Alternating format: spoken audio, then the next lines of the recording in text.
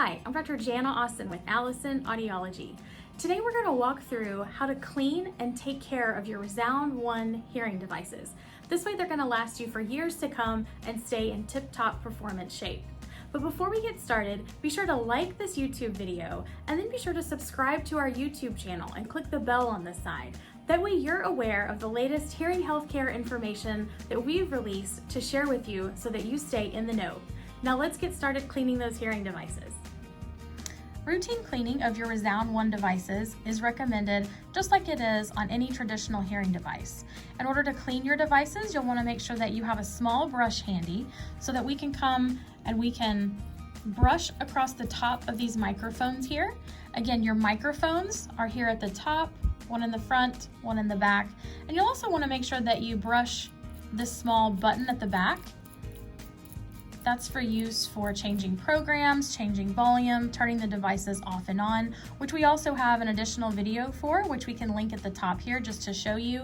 But this small brush is just going to break up any debris that could be settling inside of those microphones or ports. The other thing you'll want to make sure that you do with your brush, be sure to brush the top of the dome here because we want to make sure we knock off any debris that could settle. If any debris settles in this dome here, it could block the sound from coming out of the hearing device. And if you have the brand new Marie speaker, in order to tell, you'll see that there's a filter here right in front. Be sure to just gently brush that microphone across, brush across that microphone just so we knock off any debris there. That way we make sure to keep that microphone port nice and open. Now that we have our device brushed and it's clean, if for any reason you notice that there's debris down in that dome that you're just not able to necessarily remove, you can always take this dome off. Notice I'm doing it by holding that speaker in one hand and then just pressing and gently removing that dome here.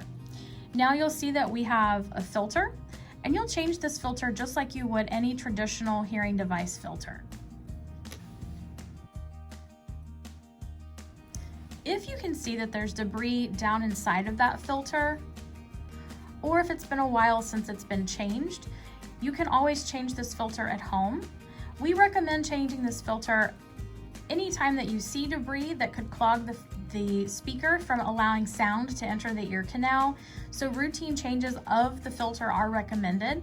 And to change that filter, you're going to grab a new filter here. What you'll want to do is take that empty end of the filter here, go ahead and place it in the center of the filter, just like you see me do here. You're going to just give a slight twist to make sure that it's in there, and then go ahead and pull that old filter out. In doing so, now you'll turn over that new filter stick and you'll have your brand new filter on the end here. Go ahead and put that new filter inside of the speaker, and now you've successfully changed that filter and you're ready to replace the dome and get back to better hearing. Now to replace the dome, it's very simple. Notice on the end of the device here, you have sort of an O-ring built into the end where you have that white filter. Now you just want to take your dome, align it so that it's sitting right on top of that speaker, and then go ahead and give it a good push. I always push at the tip as well. And then before you place it in your ear, just to make sure that everything is on securely, go ahead and give it a little pull.